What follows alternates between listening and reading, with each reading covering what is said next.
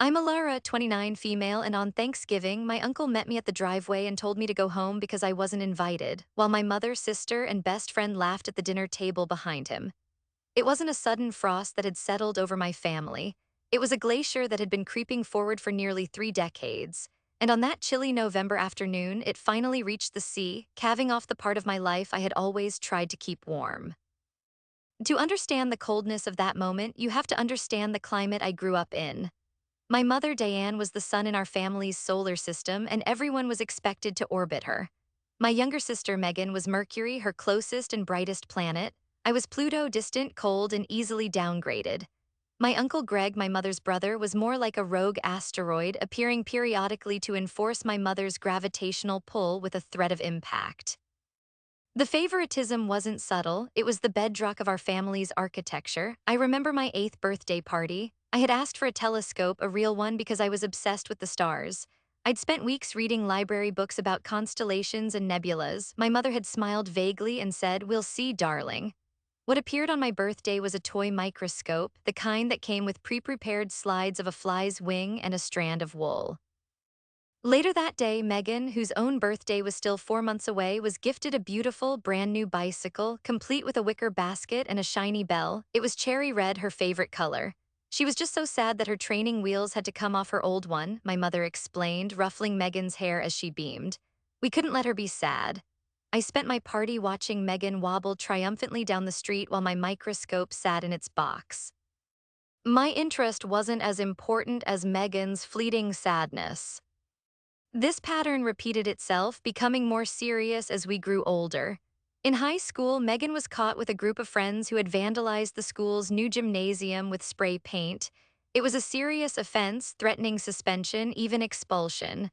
My mother was called in to meet with the principal. I'll never know what she said in that office, but the outcome was staggering. I was called in the next day. The principal, with a look of weary disappointment, informed me that since I was the one who drove Megan and her friends to the movies that night, a complete fabrication, and since I was the older sister, I bore a certain responsibility. My mother had evidently painted a picture of me as the delinquent influence, the one who should have known better, while Megan was the innocent lamb led astray. My protests were useless. My mother, with a look of strained martyrdom, told me, "Sometimes, Elara, family has to make sacrifices. It's about protecting the more vulnerable among us. Megan's spirit is so fragile." My punishment was a month of after-school detention, cleaning the very gymnasium they had vandalized, and a formal black mark on my permanent record. Megan received a stern talking to and was grounded for a weekend, which she spent at her best friend's house watching movies. I learned then that in my family, truth was negotiable, but Megan's comfort was not. Even my friendships were not immune to this dynamic.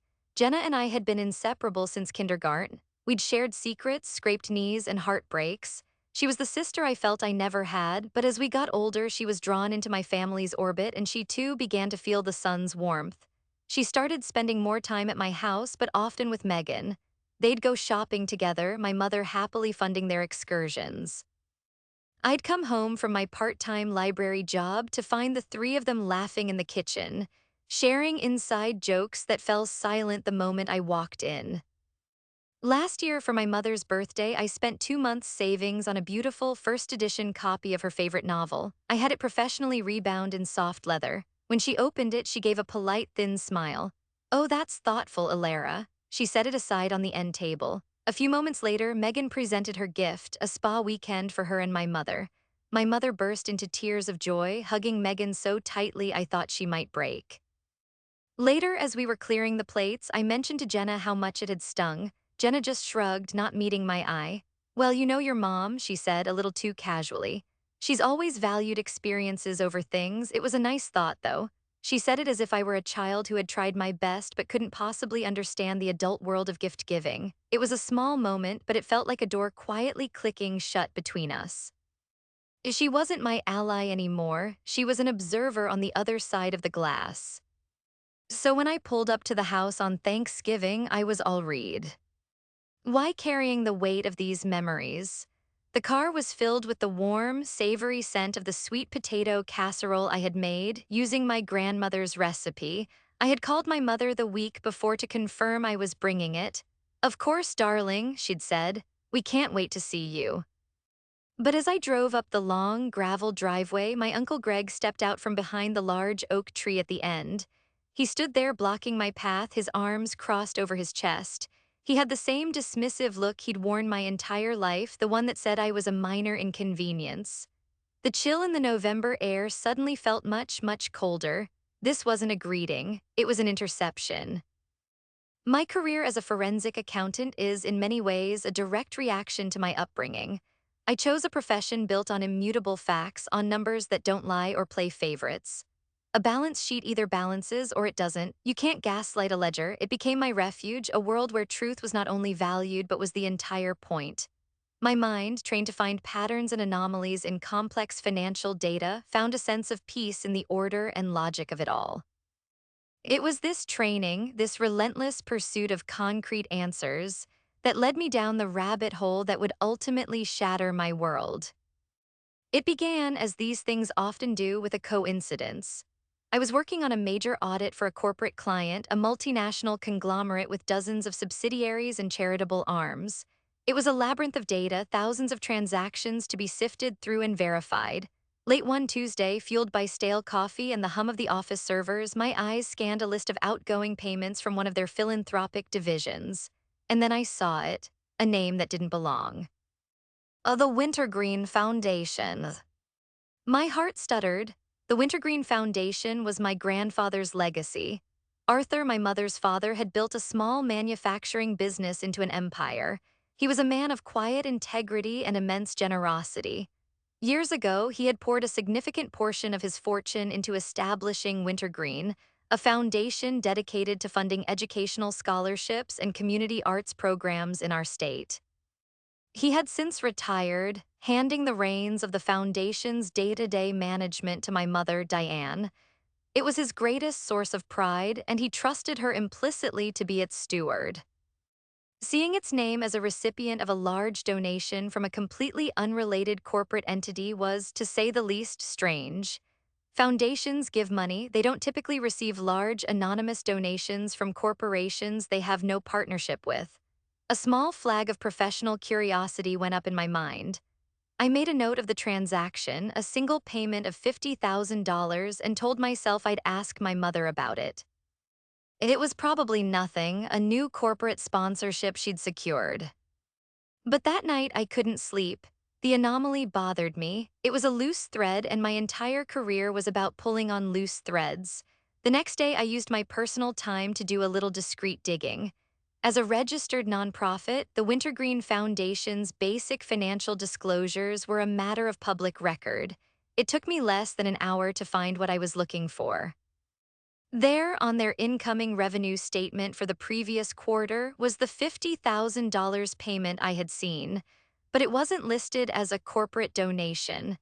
It was listed under miscellaneous revenue, a vague category often used to bury items one doesn't want to explain.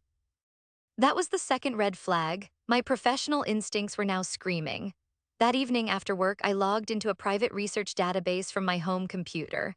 The knot in my stomach tightened. I started cross-referencing shell corporations, known tax havens, and the names of the board members of my client's company. The work was slow, meticulous. I felt a creeping sense of dread, a feeling I was trespassing somewhere I shouldn't. This wasn't a client file anymore, this was my family. The puzzle started coming together piece by agonizing piece. The donation from my client's philanthropic arm was directed to Wintergreen, but then 2 days later an identical amount $50,000 was paid out from Wintergreen's account. The recipient, a newly formed LLC I had never heard of, Bayside Creative Solutions. A quick search on Bayside Creative Solutions yielded almost nothing. It had no website, no public presence, and only one registered agent. My blood ran cold when I saw the name, Greg Michaels, my uncle's. It was a classic pass-through scheme. Money was being moved from one place, laundered through the clean reputation of the Wintergreen Foundation, and then funneled out to a shell company controlled by a family member. It was sophisticated, cynical, and utterly illegal. My hands were trembling. This couldn't be just one transaction. It was too clean, too practiced, driven by a nauseating mix of horror. Or and duty, I kept digging. I realized I had unique access that no outsider would. Years ago, my grandfather had asked me to help him set up the foundation's online banking portal. He wanted me to have observer access just in case your mother ever needs help with the tech side of things, he'd said. I had never used it. I felt it would be a violation of my mother's trust. Now that trust seemed like a distant, naive dream. With my heart pounding in my ears, I logged in. The truth was laid bare on the screen, a digital tapestry of deceit. It wasn't just one payment, it was dozens over the past 3 years, a steady stream of money flowing out to Bayside Creative Solutions and to another LLC registered to a P.O. box in a different state, and another, this one with my sister Megan's initials in its name. There were payments coded as consulting fees, marketing expenses, and grant research, all paid to companies that were nothing more than empty shells. I started adding up the numbers. The total was staggering. It was well over $2 million, $2 million stolen from scholarships for kids who couldn't afford college, from grants for community theaters and art centers. Money my grandfather had earned and entrusted to his daughter to do good in the world, now funding my mother's new luxury car, Megan's designer wardrobe, my uncle's frequent business trips to exotic locations. The final, soul-crushing blow came when I cross-referenced some of the dates of the larger transfers. One, for $75,000, coincided perfectly with a down payment on a new condo for Megan. Another aligned with a loan my best friend Jenna had supposedly received from my mother to start her own boutique, a boutique that had been lavishly furnished and stocked. Jenna was in on it too. She was being paid for her silence, for her friendship, for her role in their grand deception. I leaned back in my chair, the glow of the monitor illuminating the tears streaming down my face. This wasn't just an anomaly anymore. This was a conspiracy. My own family, my mother, my sister, my uncle, my best friend were criminals.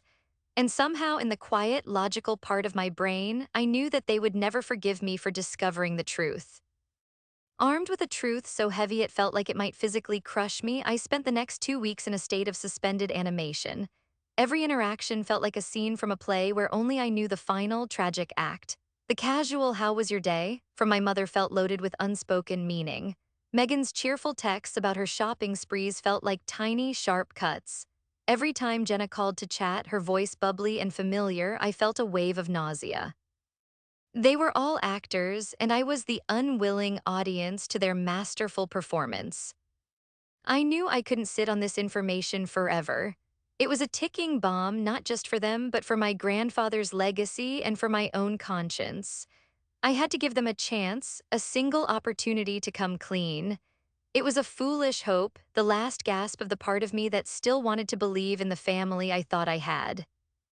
I chose my moment carefully. It was a Sunday evening, and I'd gone over to my mother's house for what was a routine dinner. Megan was out with friends, it was just the two of us. As she was clearing the plates, her back to me, I took a deep breath. "Mom," I began, my voice steadier than I expected. "I was looking at some of the public filings for the Wintergreen Foundation the other day." She paused, a plate in her hand, but didn't turn around. "Oh, why on earth would you do that? That's my domain, Elara, you have your own work." Her tone was light, but with a sharp, defensive edge. "It was an accident at first," I said, trying to keep my voice even. "I just saw the name pop up somewhere unexpected. I got curious. I saw a few payments going out that I didn't quite understand, to a company called Bayside Creative Solutions." She placed the plate in the dishwasher with a soft click. She turned around slowly, wiping her hands on a dish towel. Her face was a perfect mask of polite confusion. "Bayside? Oh yes, they're a consulting firm we use for outreach and strategy. Greg knows the principal there, he arranged it all. They've done wonderful work for us." "And they cost over $2 million over 3 years?" I asked, the words leaving my mouth before I could stop them. The mask didn't slip, but her eyes went cold. It was a look I knew well, the look that preceded a storm. "I don't know where you're getting your figures, but you are wildly mistaken. And frankly, I find your tone accusatory and disrespectful. You're an accountant, Elara, but you are not the foundation's accountant. You are out of line."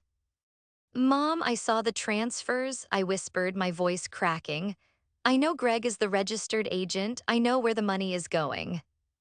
She took a step toward me, her expression shifting from coldness to a look of pro. Found theatrical disappointment. Oh, my sweet, naive girl, she said, her voice dripping with pity. You always did have an overactive imagination. You see conspiracies where there are none. You take one little piece of information you don't understand and build a fantasy around it. Your Uncle Greg is helping the Foundation navigate a very complex financial world. It's all perfectly legitimate.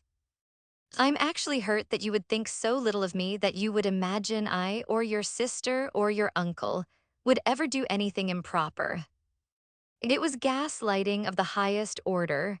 She was painting me as delusional, as a fantasist. She made it sound like my discovery was a character flaw. Oh, please, I begged, just tell me the truths.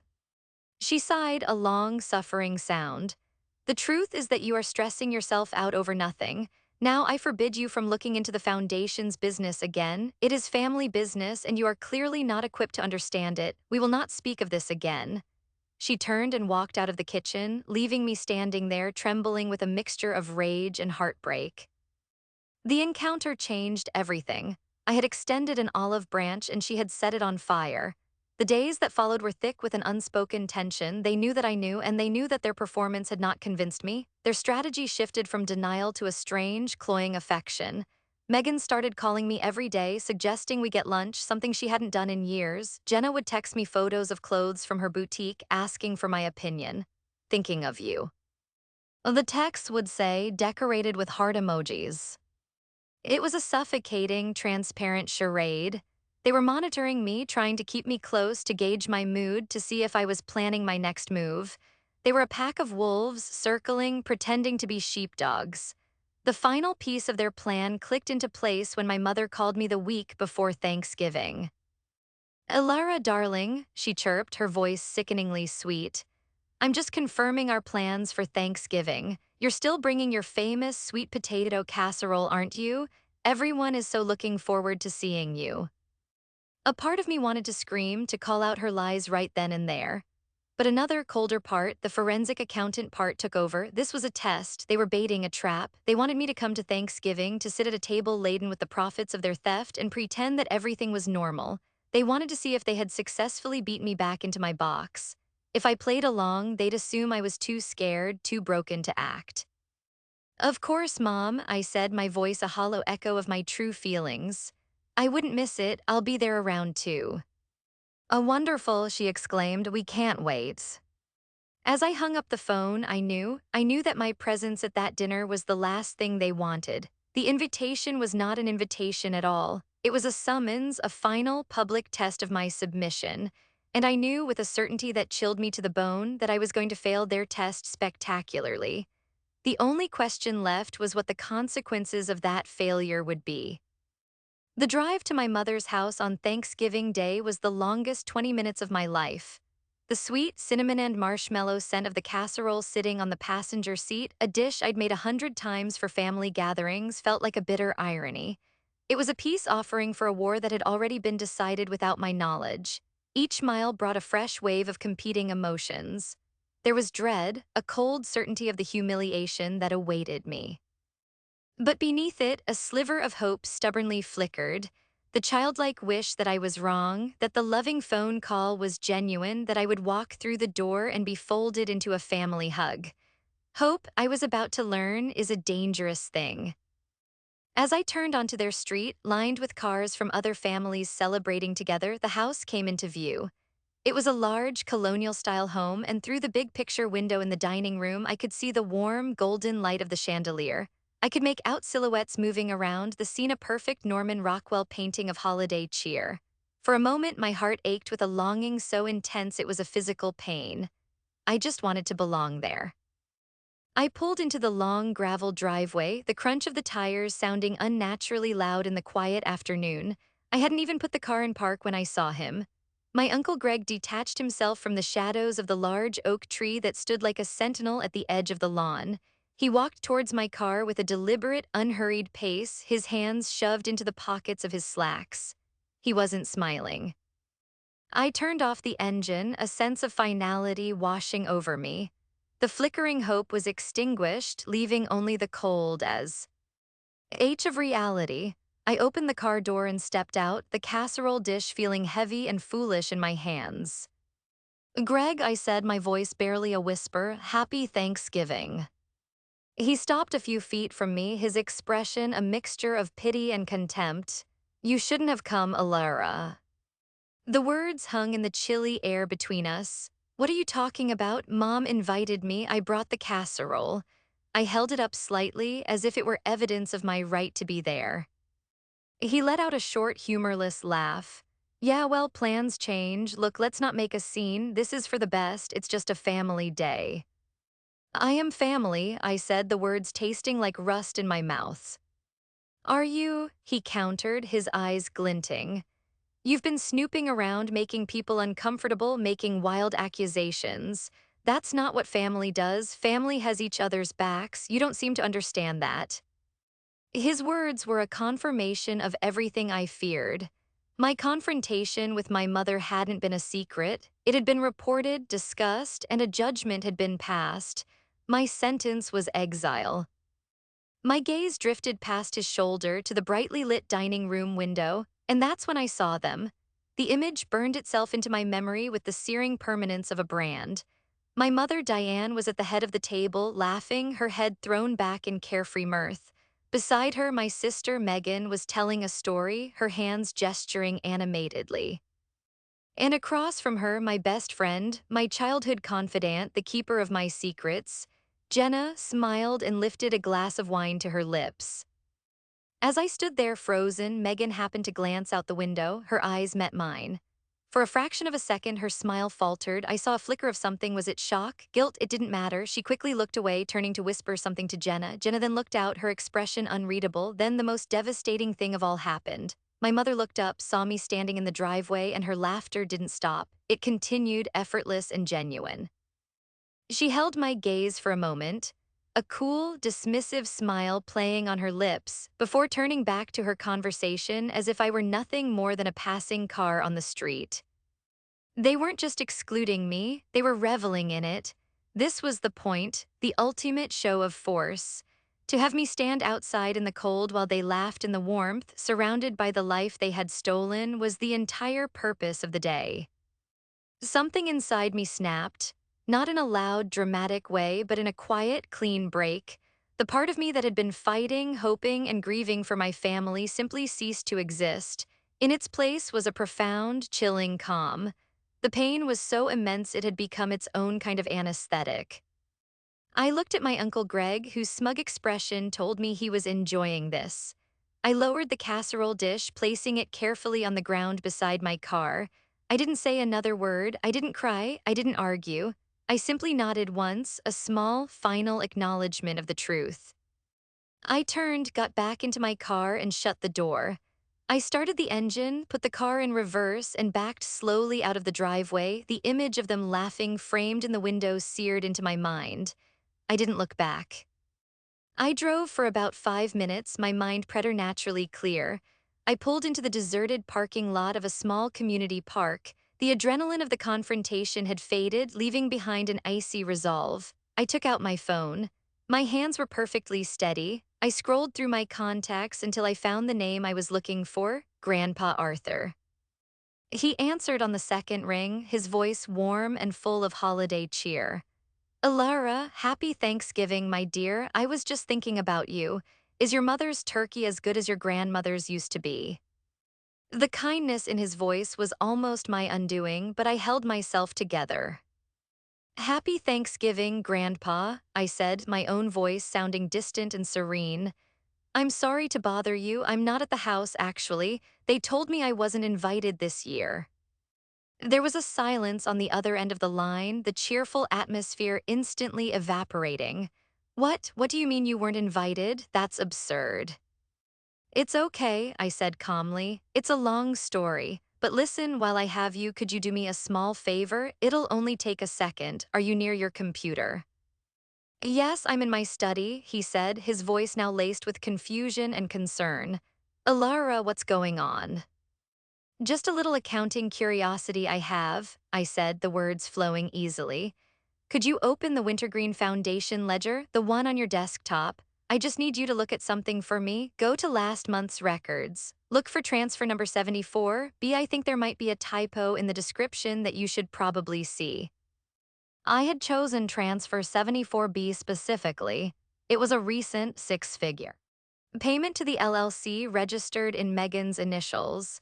The description simply read, educational grant. It was the most blatant, indefensible lie in a sea of them. Transfer 74B, he murmured, and I could hear the faint clicking of a keyboard. All right, I have it here. It says, educational grant. What about it? Just look at the recipient, Grandpa, I said softly. Look at the name of the company that received the grant. I heard a sharp intake of breath, then a long, heavy silence.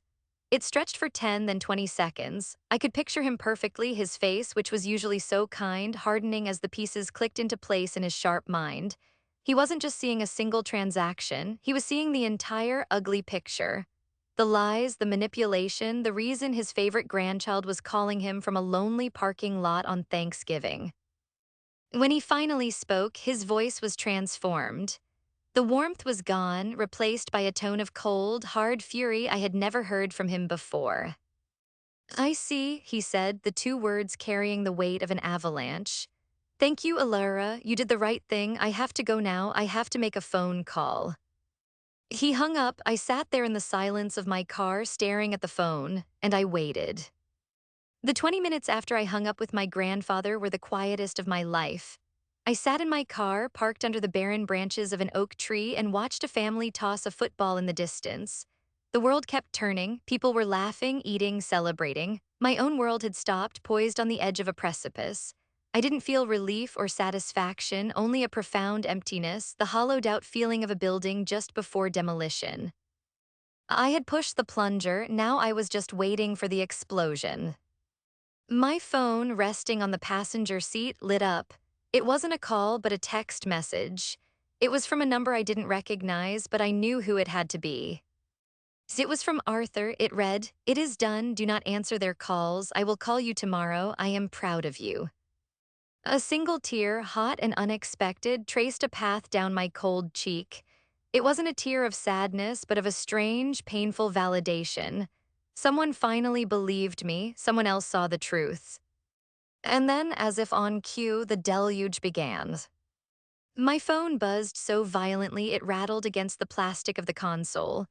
The screen lit up with my mother's name. I stared at it, my thumb hovering over the decline button. As Arthur instructed, I let it ring. It went to voicemail. A second later, it rang again and again. On the fourth try, she gave up calling and a text notification appeared. Mom, how could you, after everything we have done for you? You have destroyed this family. You are a poison, an ungrateful, jealous child. You will regret this for the rest of your life. Before I could even process the venom in her words, another call came through. This time it was Megan. I declined it instantly. Her text followed a moment later. Megan, I hate you, I hate you, I hate you.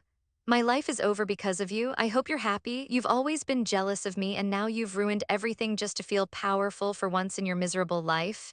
Don't ever apeak to me again. The typo was pure, unfiltered Megan. Then came Uncle Greg. His approach was different, no histrionics, just a cold, simple threat. Uncle Greg, you made a very big mistake today. There will be consequences.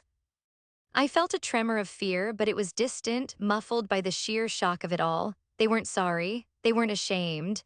They were furious that they had been caught. They saw themselves as the victims and me as the cruel aggressor.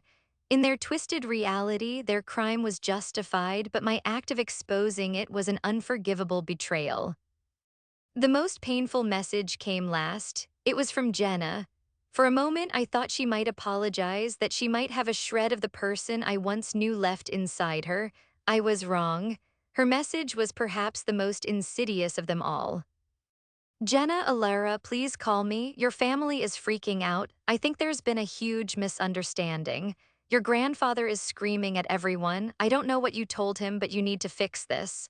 Please, this isn't you. She was still playing the part, the innocent friend, the mediator, caught in the crossfire. She was trying to manipulate me into reversing course, into recanting the truth to save them all. This isn't you. The words were a knife twist. She was right. The old me, the one who would have absorbed the blame and apologized for their sins just to keep the peace, was gone.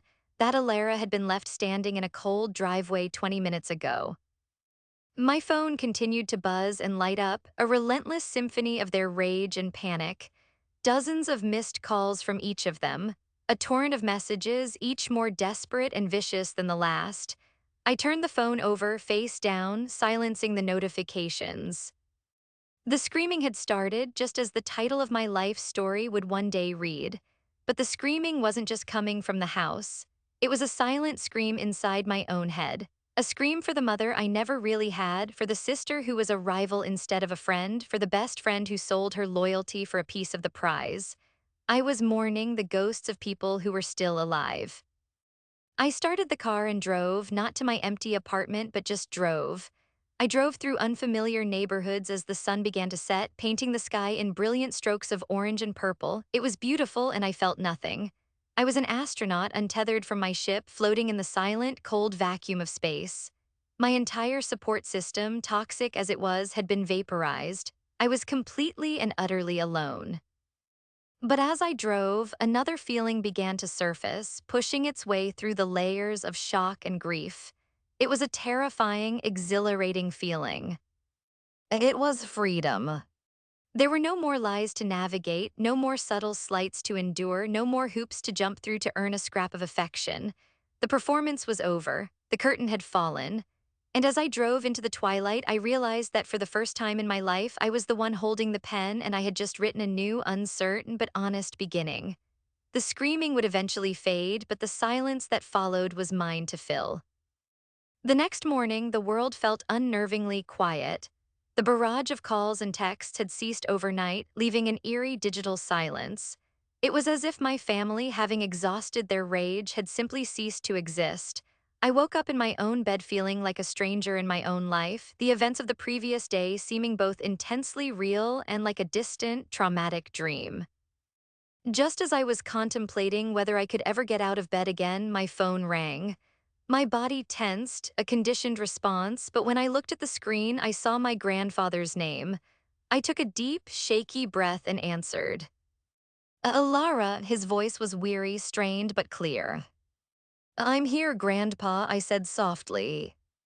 I'm so sorry I didn't call you back last night, he began. Things were chaotic. I had to make a lot of calls to the bank, to my lawyers. I had to lock everything down.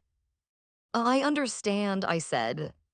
He was silent for a moment, and when he spoke again, his voice was thick with emotion. No, you don't understand. I need to say this. I am sorry, Elara, not for what you did. I am immensely proud of what you did. It took a courage I can only imagine. I am sorry for my part in all of it, for being so blind, for trusting them so completely that I couldn't see what was right in front of me. I built a fortress of trust around your mother, and in doing so, I left you outside the walls. That is my failing, and I will regret it for the rest of my days. Tears pricked my eyes. To be seen, to be validated after a lifetime of being dismissed was an overwhelming relief. It wasn't your fault, Grandpa. They were very good at what they did. Perhaps, he conceded, but a good shepherd should know his flock, and I failed. I let the wolves guard the sheep. He sighed heavily. Can I see you? Can you come to my house? There are things we need to discuss in person. An hour later, I was sitting in his study. It was a room I loved, filled with the scent of old books and cedar, a stark contrast to the sterile, modern aesthetic of my mother's home. Arthur sat across from me in his leather wingback chair, looking older than I had ever seen him, the weight of the betrayal etched onto his face. He explained everything that had happened after his phone call. He had, as I suspected, called the house phone and put it on speaker. He had confronted Diane, Greg, and Megan in front of everyone, the other relatives, their own families, laying out the accusation with cold, precise fury. He described a scene of chaos, denials, tears from Megan, blustering rage from Greg, and finally, a chilling, defiant silence from Diane when she realized the game was up. He had informed them that as of that moment, their access to every family account, every trust fund, every credit card was frozen. He told them his lawyers would be in touch on Monday to discuss the terms of their restitution and disinheritance. Disinheritance, I whispered. He nodded grimly. Completely, they will not see another penny from me or my estate. What they have stolen, they will be made to pay back one way or another. I've already instructed my legal team to begin proceedings to reclaim the assets, including Megan's condo and whatever funds went into that boutique of her friends. Jenna, my heart gave a painful throbs. What will happen to them legally? I don't know yet, he said, rubbing his temples. My first instinct was to call the authorities to see them prosecuted to the fullest extent of the law. My lawyers are advising me on the best course of action. It's a delicate matter. A public prosecution would drag the family name and the foundation's name through the mud. It might be better to handle it privately, to force them into a binding agreement to pay it all back, even if it takes them the rest of their lives. He looked at me, his eyes searching mine. What do you think I should do? The question stunned me. I had never been asked for my opinion on a family matter before. I was always the child to be managed, not a peer to be consulted. I thought for a long moment. I pictured them in a courtroom, their faces splashed across the news. I felt a flash of vengeful satisfaction, but it was fleeting, leaving a sour taste. You built the foundation to do good, I said slowly. A public scandal would hurt its reputation, it would taint all the good it does. Maybe the most important thing is getting the money back so it can be used for what you always intended. He looked at me with a sad smile. Even after everything they've done, you still think of protecting the family legacy. You have more grace than I do, Elara. He reached across the desk and placed his hand over mine. His hand was warm and steady. All right, that's what we'll do. We'll be ruthless, but we'll handle it internally. Their punishment will be a lifetime of consequence, of having to live without the safety net they took for granted and abused. We sat in silence for a while, a new understanding passing between us. The old hierarchy was gone. He was no longer just the distant, benevolent patriarch, and I was no longer the forgotten grandchild. We were equals, allies, the only two members of the family who had chosen truth over comfort. I've been thinking about the foundation, he said, his voice stronger now, a spark of his old fire returning. It needs a new director, someone with unimpeachable integrity, someone who knows how to read a balance sheet and can't be fooled. My breath caught in my throat, Grandpa. I'm not asking you to decide today, he said, holding up a hand. But I want you to think about it. It would be a lot of work. We'd have to rebuild its reputation from the inside out. But it's your legacy too, Elara. It's time you took your rightful place in it. I walked out of his house a few hours later, my head spinning. He had offered me more than a job. He had offered me a purpose, a home. He had offered me the key to the fortress from which I had always been excluded. The future was still a vast, terrifying unknown, but for the first time it was illuminated by a beacon of genuine hope, a light I could navigate by. The alliance was forged. Our new chapter had begun. A year can feel like a lifetime. The 12 months that followed that fateful Thanksgiving were a blur of legal meetings, painful silences, and the slow, arduous process of rebuilding. My life was cleaved into a distinct before and after. The before was a ghost that haunted the edges of my memory, a life that no longer felt like my own. The after was my new reality, stark and challenging, but built on a foundation of solid truths. My grandfather was true to his word. His legal team descended upon my mother, sister, and uncle with brutal efficiency. Faced with irrefutable proof and the threat of public prosecution, they crumbled. There was no trial, no dramatic courtroom confession. It all happened in the sterile environment of lawyers' offices. Megan's condo was sold. My uncle's investment accounts were seized. My mother had to liquidate nearly every asset. She had to begin repaying her debt to the foundation. Jenna's boutique went out of business, and she was forced to sign a settlement, paying back the loan in installments that would likely follow her for decades. I received one final, handwritten letter from my mother. It was not an apology. It was a long, rambling screed about her sacrifices, her difficult life, and my cruel, unnatural lack of forgiveness. It ended with a single chilling line: "You may have my father's money now, but you will die alone." I read it once, then I burned it. It was the last I ever heard from her. Megan and Greg simply vanished from my life, their phone numbers disconnected, their social media accounts deleted. It was a quiet, unceremonious end to a lifetime of turmoil.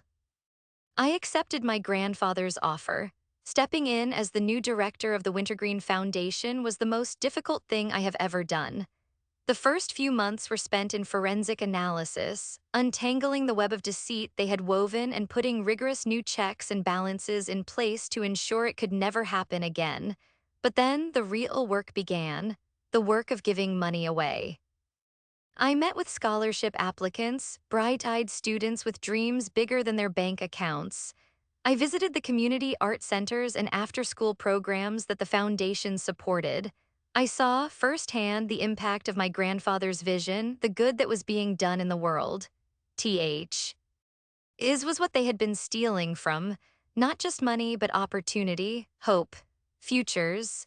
Every grant I approved, every scholarship I awarded felt like an act of reclamation, of healing a wound that was bigger than just my own. My relationship with Arthur blossomed. We had dinner together every Sunday in his quiet study. We talked about books, about the foundation, about the future. He told me stories about my grandmother I'd never heard, stories about his own life. I learned more about my family's history in that year than I had in the previous 29. In losing the family I thought I had finally been given the space to find a real one. I learned to fill the silence. I reconnected with old college friends who had drifted away, friends who were not enmeshed in my family's toxic dynamics. I found that my capacity for friendship had not been destroyed, only damaged. I started dating a kind man, an architect who loved that my mind worked with numbers and logic. He listened to my story not with pity, but with a quiet respect for my strength. My new chosen family was small, but it was real. There are still days when a wave of grief washes over me. A song on the radio, the smell of a certain perfume, a glimpse of a mother and daughter laughing together in a cafe, it can all bring back the ghost of what I lost. It is a scar that will never fully fade. But I've learned that scars are not just a sign of injury, they are a sign of healing. I lost a mother, a sister, and a best friend. It was a devastating price to pay, but I gained myself. I found my voice, my integrity, and my freedom. I am no longer the distant, forgotten planet in someone else's solar system. I am my own sun, and I am finally learning how to shine. And so I have to ask you, the person listening to my story, have you ever been faced with a truth so painful that you were tempted to look away? Have you ever had to choose between a comfortable lie and a devastating reality? My experience taught me that while the truth can break your world apart, it's the only thing you can build a real life on. After listening to today's story, perhaps it has raised some new questions in your mind. Every day on Reddit, new experiences and moments create fresh stories. These narratives remind us that we are all human, navigating complex relationships and difficult choices. If you enjoyed this story, feel free to share it with someone who might appreciate it. Thank you for your time, and don't forget to keep an eye out for more stories coming soon.